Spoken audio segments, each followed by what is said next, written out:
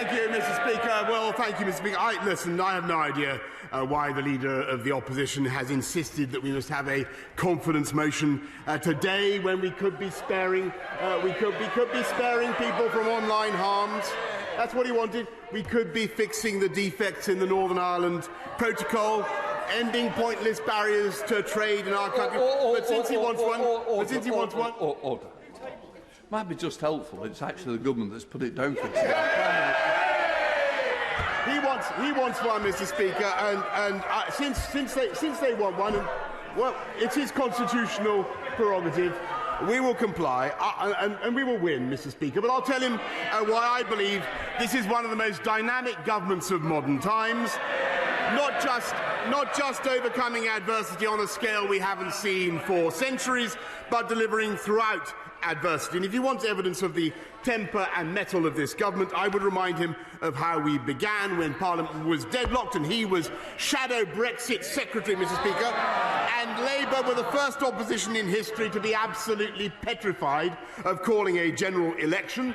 And when they finally capitulated and agreed to submit to the verdict of the people, we sent the great blue Tory ferret so far up their left trouser leg they couldn't move. We won the biggest Conservative victory since 1987, the biggest share of the vote since 1979. We won seats they never dreamed of losing, and from Wrexham to Workington, from Bishop Auckland to Barrow, we turned red car, blue car, Mr. Speaker. We saw 54 seats go straight from Labour to Tory, and we won by 80 seats, Mr. Speaker.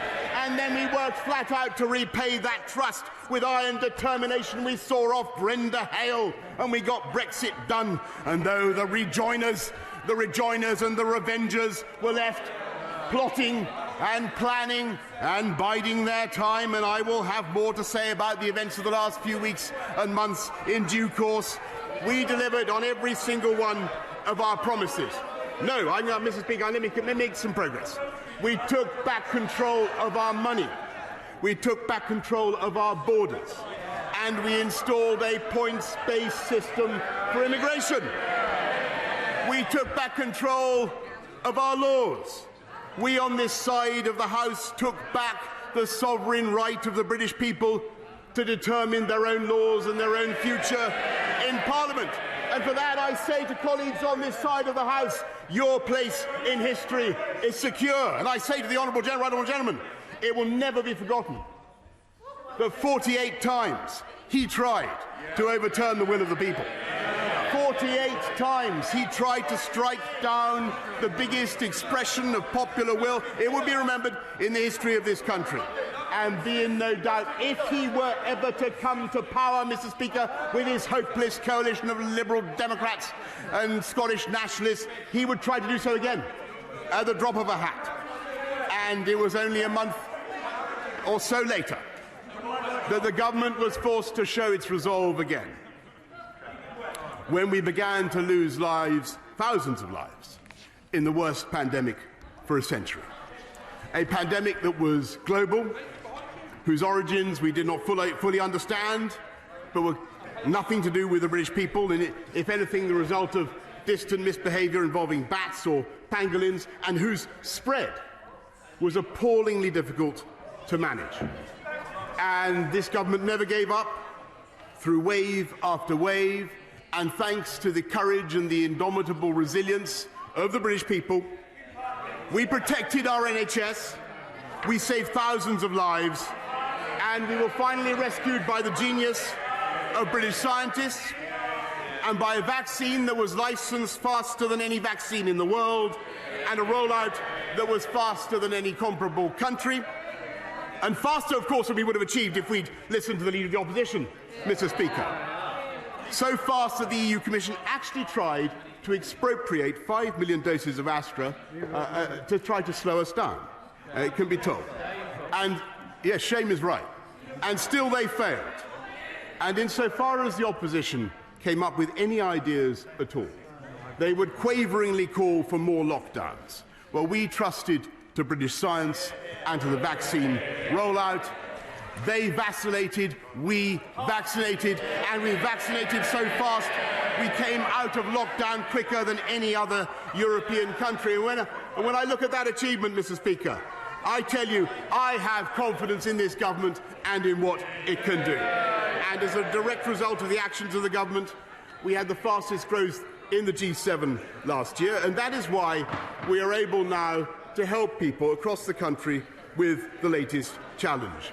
The global inflation in energy prices, triggered partly by post-COVID blockages, but made far worse by Putin's vile war in Ukraine.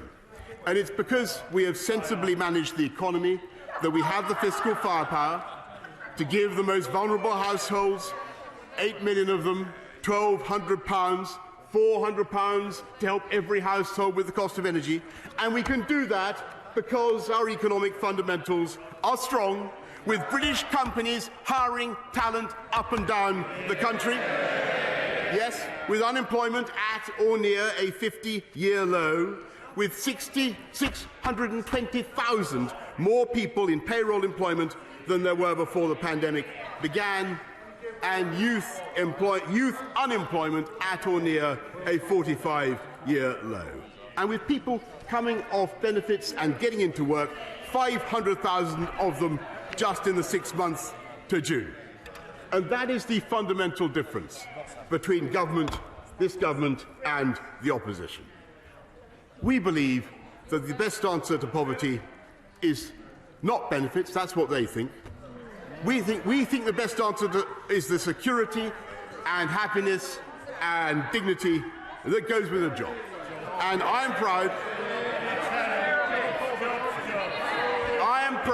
of what we have done throughout the last 3 years to champion working people, lifting the living wage, cutting tax for those on universal credit, and just in the last couple of weeks, the biggest tax cut in 10 years for the vast majority of people on lower incomes who pay national insurance contributions. And that's why, and I'll give you a fact, Mr. Speaker.